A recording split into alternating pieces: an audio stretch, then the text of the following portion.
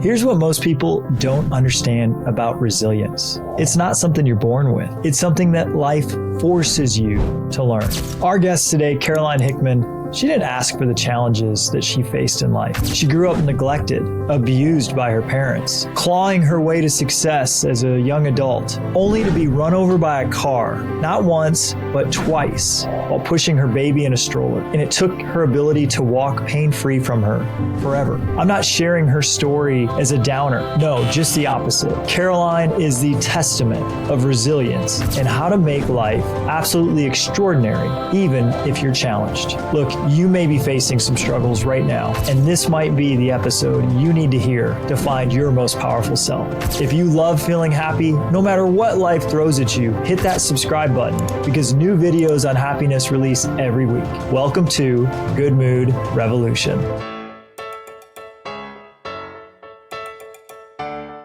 Sometimes you meet somebody and it's not just a chance coincidence.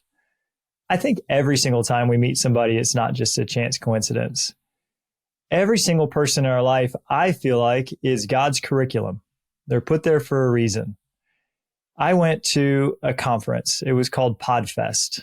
And sitting next to me was Caraline Hickman, host of Caraline's Adventure podcast. And we start to talk, and she's just got this incredible personality. And then she tells me her story, and I'm just gasping at how hard it was. But what's really remarkable about Caraline is not that she had a hard story, it's what she's made of it and the inspiration she's become to the world. And that's why I wanted to have this conversation today on Good Mood Revolution. Caraline, welcome to the Good Mood Revolution show. Thanks for having me. I loved meeting you. I love your energy and I love what you're doing for the world. But before we get into who you are now, can you take us back to the story and really how hard it was for you earlier? One of the things that I've learned through podcasting, but also through overcoming my own challenges, is that everybody has their challenge. So often we get wrapped up in our personal challenge and think, you know what, I'm the only one that's experiencing this challenge, or I'm the only one that experiences challenges in general. And the cool thing is that as you start talking with people, the more you start to realize that it truly is a universal experience. The human experience is a universal experience. Everybody has their challenges. To give you a little bit of a sense of what my upbringing was like, I like to say my parents didn't really want to parent, and so they didn't. And that's a glossy way to say that if there's a way to neglect a child, they pretty much excelled at it. I was the dirty kid at school. I was the hungry kid at school. My father was verbally, emotionally, and physically abusive. My mother is narcissistic, and my father was also narcissistic. But it took me a long time to see those as faults of their own, because growing up, I was conditioned into the belief that your father hits you because you're a bad kid, or Santa doesn't come because Santa comes to good kids. And that was not an explicit message. The father hits you because you're a bad kid was definitely an explicit message. And I was always told, don't tell anyone about this because then they'll know that you're bad and they'll take you away. But the Santa one was very much a real understanding of my upbringing. You poor little girl. I just want to go to the little 5-year-old you and give you the biggest hug and tell you how beautiful you are and how loved you are. Well, thank you. I'm reading a book on the science of happiness, and the author studies if parents are happier after a newborn or before, and parents are less happy after a newborn child. And she's making the case that it's okay to admit that this child has actually dampened my life, even though, like, you know, most parents, it sounds like your parents aren't in this camp, but most parents don't want to admit that having a child is really hard and that it actually kind of makes us unhappy at times because it's so much work and it's so much change. So I think there are other people, other children who grow up and feel the same thing that you feel. We can feel as a child that I'm a burden on my parents and that they're not happy and that maybe I'm the cause. And guess what? We're probably a little bit right as a child, that we are the cause of their unhappiness, that they now have to work more and they have to provide for us and they have to do things that maybe they don't actually want to do. They just want to go be by themselves a little bit sometimes. But yeah, you needed lots of hugs and love for sure. And ironically, becoming a mother gave me that opportunity. My daughter was the first person that I ever had in my life that loved me unconditionally and unequivocally. And it was, for me, a revelation to have someone that I could pour as much love into and receive it back. And so, ironically, I think that for me, having children gave me an opportunity to learn how to parent myself, but also gave me the love that I hadn't realized I hadn't gotten. I mean, growing up, I very much would have the discussion with my mother that, you don't love me the way you love my sister. I was very aware of that. I was aware of the fact that my father didn't truly love me. And I actually asked him on his deathbed. He had a severe head injury when I was, I think, 11. He was hit by a drunk driver while he was on a motorcycle. And the super abusive, very toxic father that I knew died, but was replaced by an even more toxic, even more abusive father who no longer had any of those social norms to say, okay, in public, we behave well. In public, we do these things. You beat your children, but you beat your children in places that no one can see. Whereas after his accident, he was a completely different creature. I know that sounds callous to say, but he lost a lot of the humanity. And so it went from bad to worse. It very much did. And it was one of those things where when he passed away officially, I wasn't certain how I would feel. I hadn't had a relationship with him in years, primarily because I was tired of being called at 3 a.m. in the morning to tell me what animal he had abused or killed. And that was something he'd always done. He always had a very sadistic streak. And it took me years to realize it's a big part of why I'm a vegan. I have seen animals tortured. I have experienced firsthand being completely unable to do anything about it. But it was a very common part of my upbringing to, if an animal made him mad, or he wouldn't spay his dogs, so they would routinely get pregnant, and he would wait until the puppies had their eyes open, and then he would teach them to swim. Oh my gosh. And this is heartbreaking. Now, for the person listening, it gets much better. It does. And really the point of hearing about hard things, and really, in my opinion, when I was a child, I used to look at the kids who I thought had it all too, like you would look at your cousins and say, why didn't I get that? Absolutely. Why didn't I grow up in the house that where, dad wasn't abusive? Why didn't I grow up in the house where dad wanted to have kids and wanted me around? And then I got mad with God, and I would go to church, and church would say, well, God loved his son, Jesus. And I'm like, well, why didn't God love me? And I'm like, and so I was just a little kid, and I kind of had these thoughts that I was unlucky, that I wasn't lucky one, that I wasn't blessed. And of course, what happens when we grow up and we think that is we start to become kind of destructive, and some bad things start to happen unless we can turn it around. And thankfully, I turned it around. And the other interesting part about this Science of Happiness book, it has proven that people who've had early traumas and multiple traumas earlier in life end up being better able to handle life as an adult. Oh, yeah. And that there are actually happier adults. If you've been through hard stuff as a child, that you kind of learn like coping mechanisms, and you learn how to pick yourself back up, and you start to learn a bunch of life lessons about how to be happy in spite of what happens in life. And you could actually live a much happier adult life, because challenges will never stop. And when we get to become adults, challenges keep coming too. Happiness isn't just a feeling, it's a skill.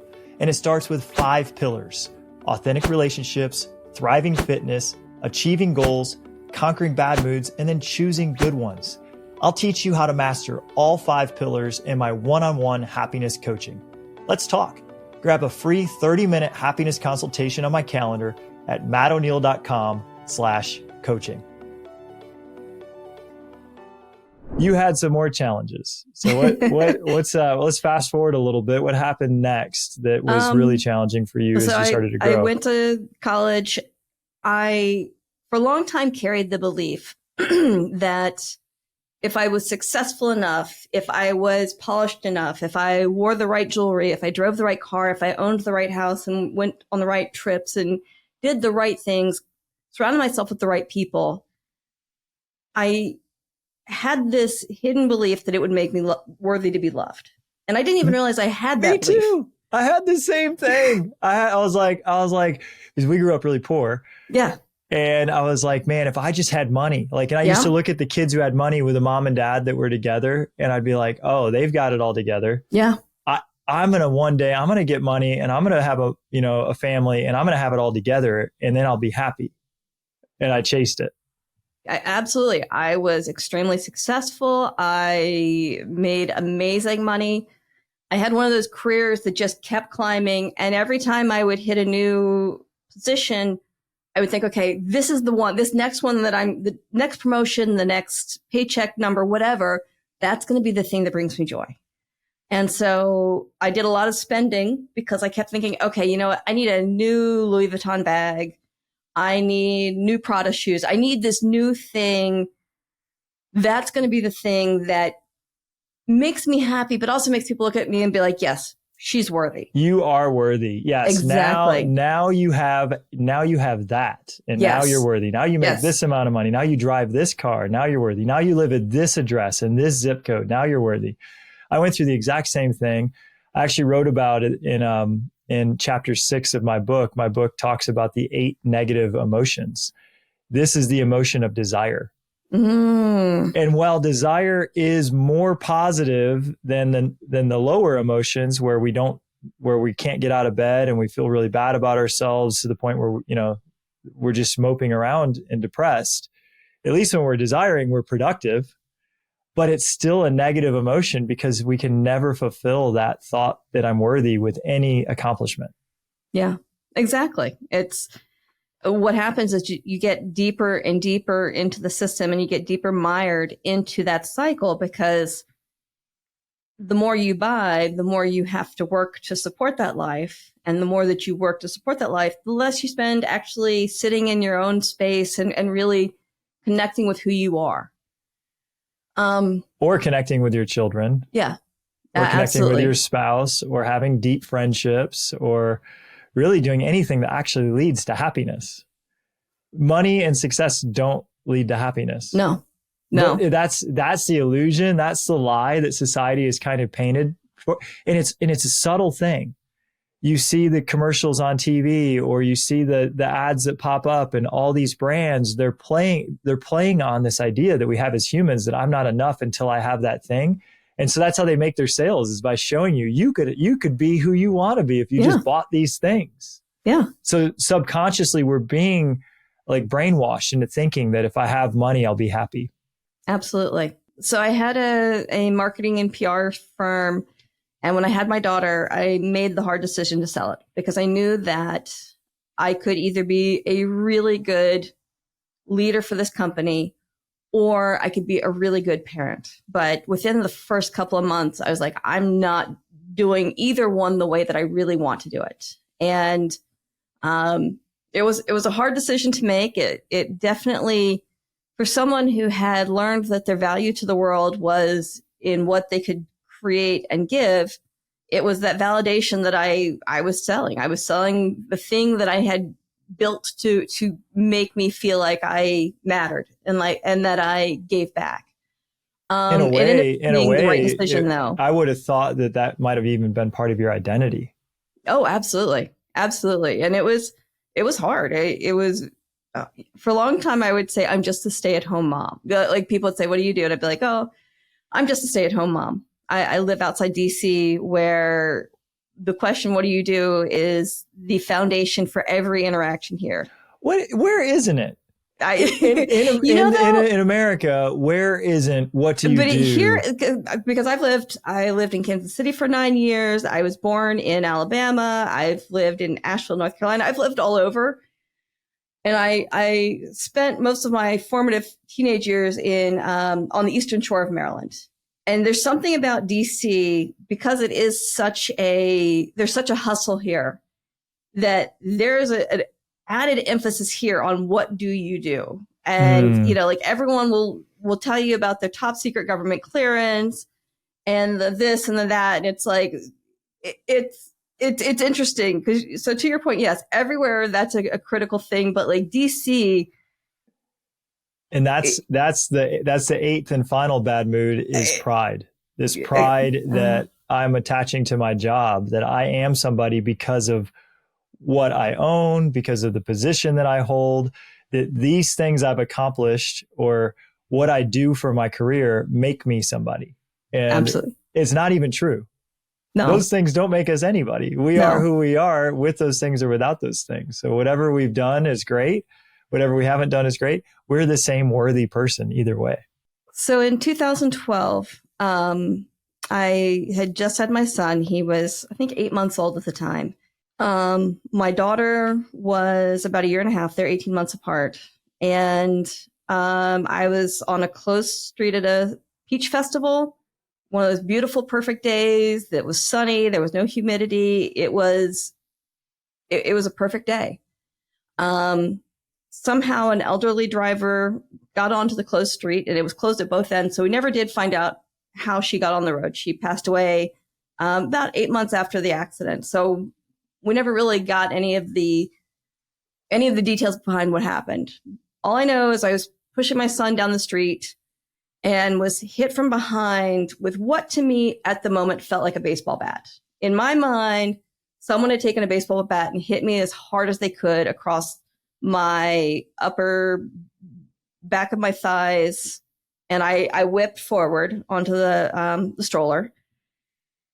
I picked myself up again after that. And I felt a second one that wasn't as hard as the first, but it was a second hit. I turn around and it's this huge older model Buick. And she sticks her head out the window, looks at me, and gooses it and takes off. And I'm still trying to wrap my head around what just happened. My baby's screaming. He's freaked out. And of course, the crowd's all around us, so they're all coming in. And I'm incredibly confused. I have no idea what's happened. I'm trying to the mom in me just wants to calm him down and sit down and have just a little bit of moment to figure out like what's going on. And people are like, "Are you okay? Are you okay?" I look and all I can see is that there's no blood, and I can stand up. My legs feel really unsteady. I felt really shaky, but I was like, you know what? I think I'm fine. I think I'm fine. But that essentially hit the reset button on my life. In the moment, I had no idea. It had caused severe damage through the back of my neck and what's called the cervical nerve area. I have cervical neuritis, which is perpetual nerve damage throughout my neck and my back of my head. I went home after that. I refused to go with the ambulance, which was the worst decision I could have made. But I had a terrified infant, and all I could think of was that I wanted to get him home and put him down for nap. And I was like, you know what? I think I'm okay. I'm going to just go home, take care of him, make certain he's good, and then I can focus on me. I got home, and within half an hour, I knew that I knew something wasn't right. My legs really, really ached. My whole body along my spine was really, really sore, and I had an intense headache. So I go to the emergency room. We do a bunch of x-rays. Unfortunately, it was a small town hospital, very small, on the Eastern Shore. And so they didn't know how to screen me for a concussion. You know, they asked me if I lost consciousness, which I hadn't, that I remember. And so when I said I hadn't, they didn't screen me any further for concussion.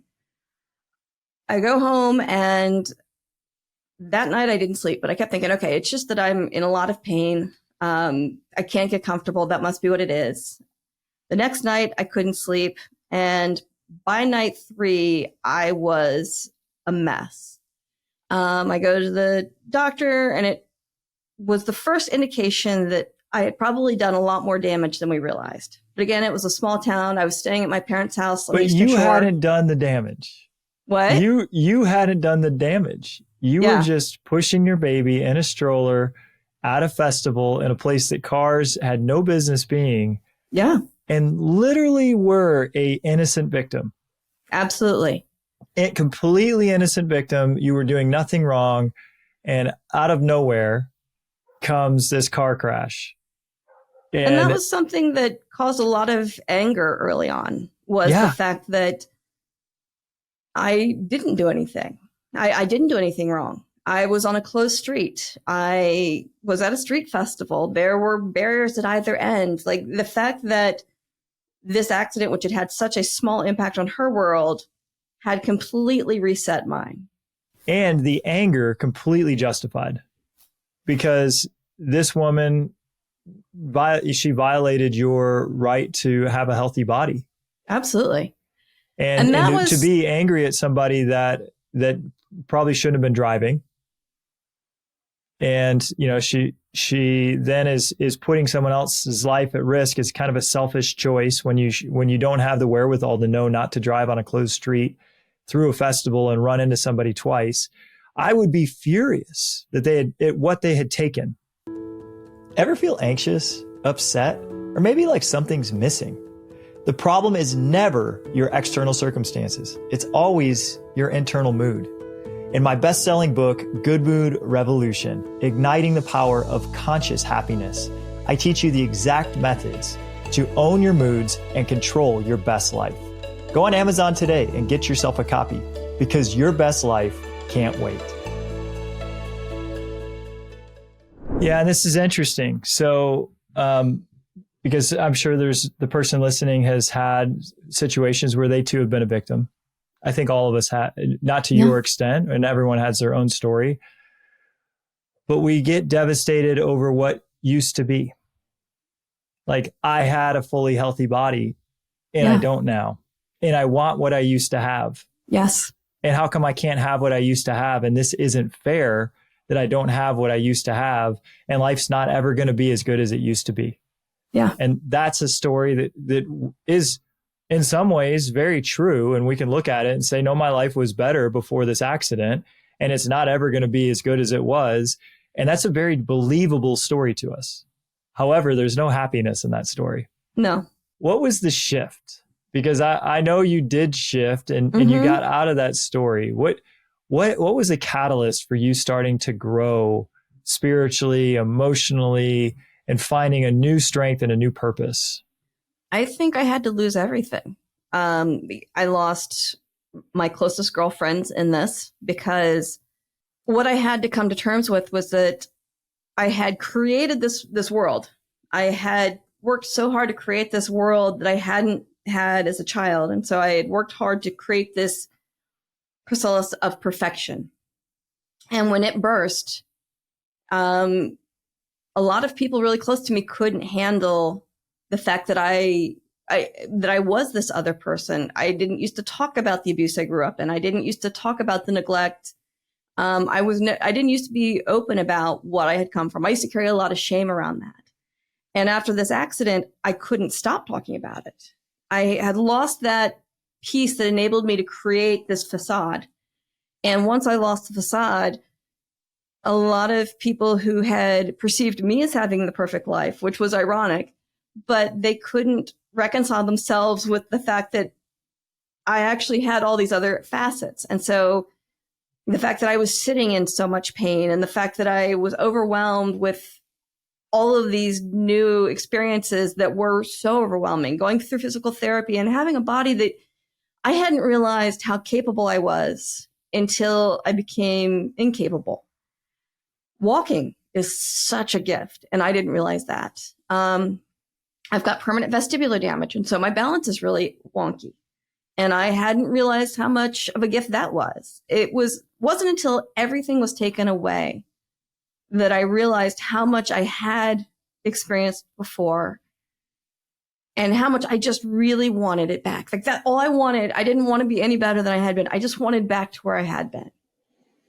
And so this is so profound that I take walking for granted. Yeah. I take a pain-free neck for granted. Yeah. I take a pain-free body for granted. And then I get bent out of shape if like something happens that I didn't want to have happen, that doesn't have like anywhere near the effect of losing the ability to walk without pain or losing the ability to stand with balance.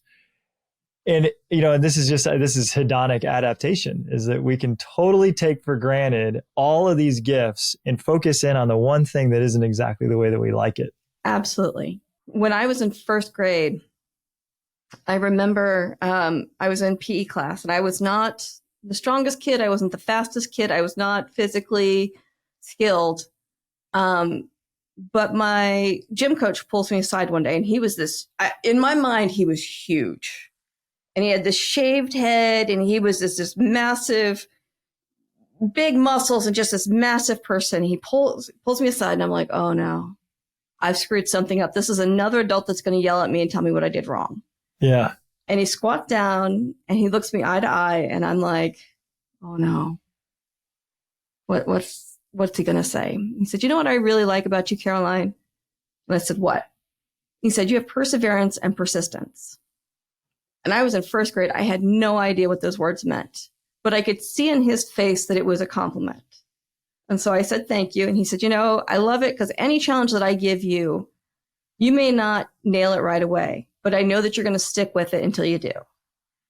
And I don't know exactly where I got that skill from, but I know that from an early age, I knew that if I wanted anything in life, it was going to have to be me that made it happen. And so whatever goal I set for myself, I was going to have to be the one that pushed through whatever obstacles there were. And he spoke those words over you too. Yeah. And what an angel for you. He's one of your angels. I wish I could go back and find him, because I went home that day and I looked up those words in the dictionary. And I remember I saw the first one, I was like, oh, that's good. And then I looked up the second one, I was like, oh, those are really good words. And all these years later, they still stick with me. What if he was an angel in your life at that moment to implant those qualities in you because of the thing that was coming? Maybe decades later. That those words then shaped your identity of yourself, so that when you were going to go through this hardship, you had the determination to get yourself back on your feet. I mean, I always wonder about things like that, because time isn't really linear. Time, science has proven that time is kind of plastic and fluid. I always am amazed at the impact that we have on one another. Yeah. And lots of times it's the little things you do. It's not the big things that you do. It's not dashing into a burning building to save kittens and puppies. It's the little things that you do. It's the smiling and making eye contact with someone and being like, hey, how are you?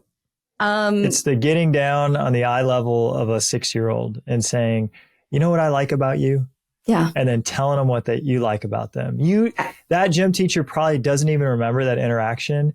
And yet it's one of the most pivotal things that maybe anyone's ever said to you in your entire life. And this is what we can be for other people, is we can Absolutely. Be that gym teacher that gets down in the face of some little child and says, you're special. And here's Absolutely. Why. And I mean it.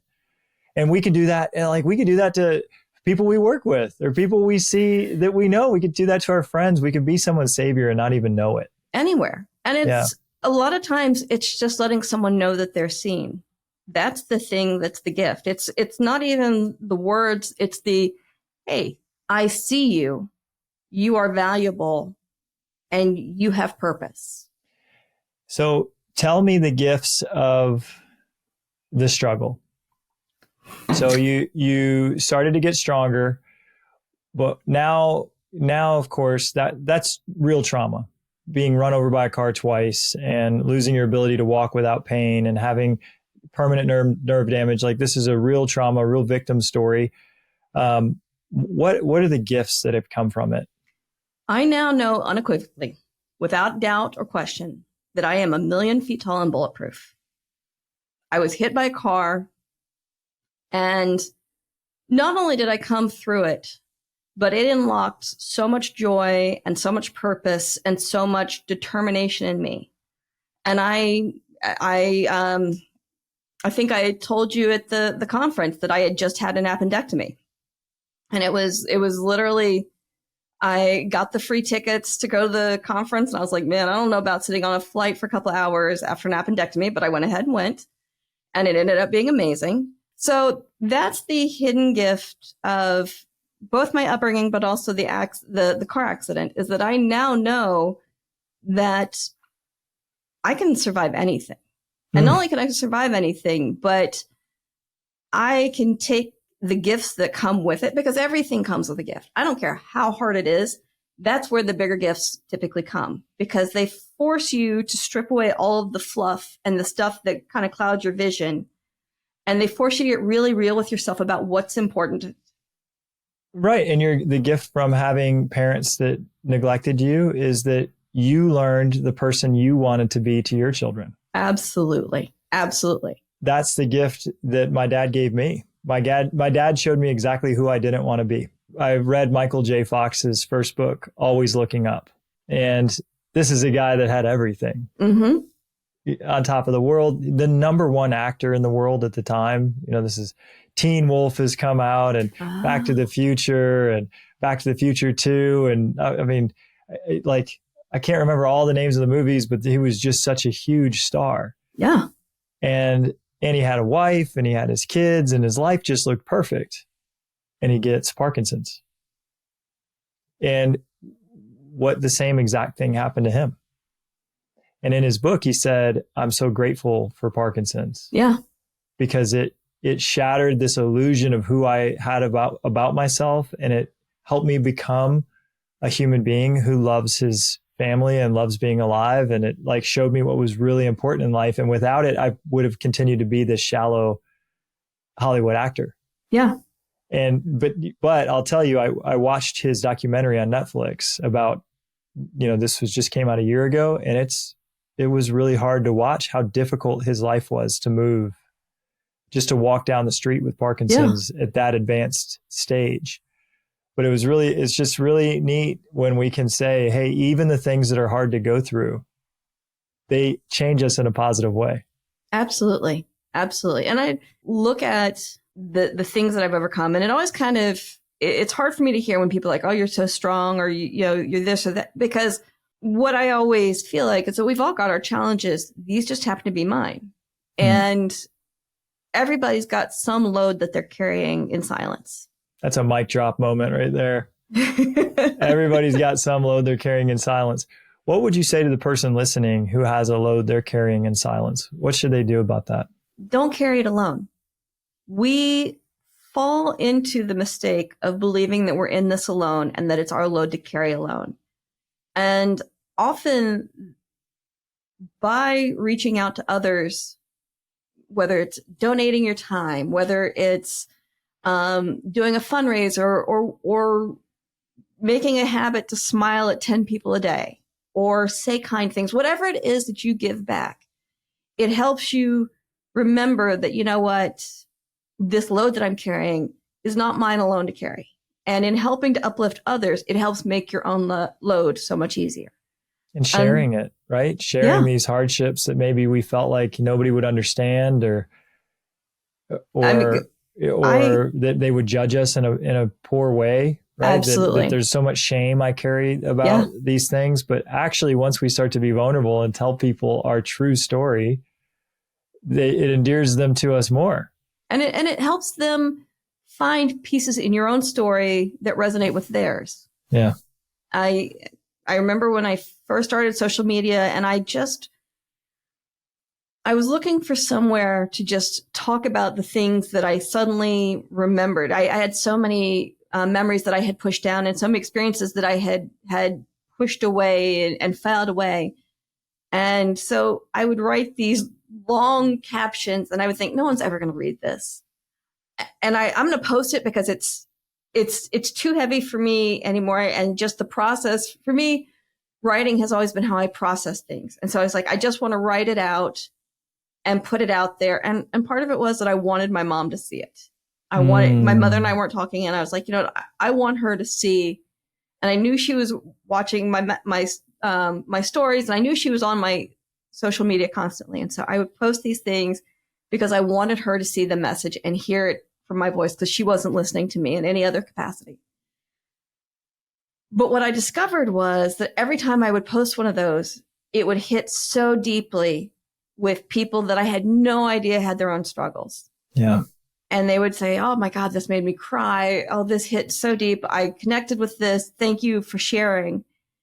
And it gave me license to be even more real and even more honest in my space. And so that's what I would say is, if you've got something that you're really struggling with, whether it's a support group that you reach out to, or whether it's volunteering your time or whatever, find some group that give you an opportunity to stand in your truth and to give back. And it is amazing how much it will help you find the gift in whatever it is that you're going through. And now you're an inspiration to so many. Thank you. Me especially. Well, And thank you. I just love who you are. I love how you've taken what life has given you and just turned it into this beautiful, incredible life that you have. I love the title of it, Caraline's Adventure, because it could be Caraline's sob story, but it's not. It's an adventure. This life of yours is this amazing adventure, and really life is what we make of it. So it is. If the person listening that wants to learn more about your adventure and get more connected to you, how do they get in touch? There's caralinesadventure.com, and it's Caraline. I'm Caraline's Adventure on all the socials. I post most frequently on Instagram, but I'm on all of them. And you can always go out to my website. And if you have a story that you'd like to share on my podcast, there's a form out there that you can fill in and submit. So I love connecting with new people. Caraline, thank you so much for being here today and for being an inspiration out there. Thank you for having me. What an episode. Resilience isn't something you're born with. It's something that life forces you to learn. If anyone has mastered that, it's Caraline Hickman. Let's look at a few of the highlights of this episode. The hardest challenges in life aren't meant to break you. They're meant to build you. Caraline faced extreme neglect in childhood, emotional and physical abuse, and she had a life-threatening hit and run. Instead of letting these define her, she used them to shape a life of purpose, strength, and deep internal self-worth. 2, pain teaches us what love is and what it isn't. Growing up, she believed she was bad because she was neglected, unloved, and mistreated. But becoming a mother gave her her first taste of unconditional love, and she learned to give it to herself too. 3, you can either stay bitter or get stronger, but you can't do both. The accident shattered her body and nearly stole her life, but she refused to let it steal her spirit. Step by painful step, she rebuilt her strength, literally walking one block at a time until she could move without fear. Next, everything you've built around you can be taken away. Who you are is what remains. Caraline spent years chasing external validation, money, status, luxury, until it all crumbled. The accident forced her to strip away the facade and finally stand in her truth. And lastly, you don't have to carry your struggles alone. Caraline's journey of healing wasn't just about physical recovery. It's about finding the courage to open up. When she started sharing her story, she discovered something powerful. She wasn't alone, and neither are you. So a question to ponder this week. What if the thing you thought would destroy you is actually the thing that makes you unstoppable? If you believe in turning pain into purpose and struggle into strength, make sure you hit subscribe to Good Mood Revolution right now. In closing, life doesn't give us a choice about what happens to us, but we do get to choose what we make of it. Keep rising, keep growing, and until next time, this is the Good Mood Revolution.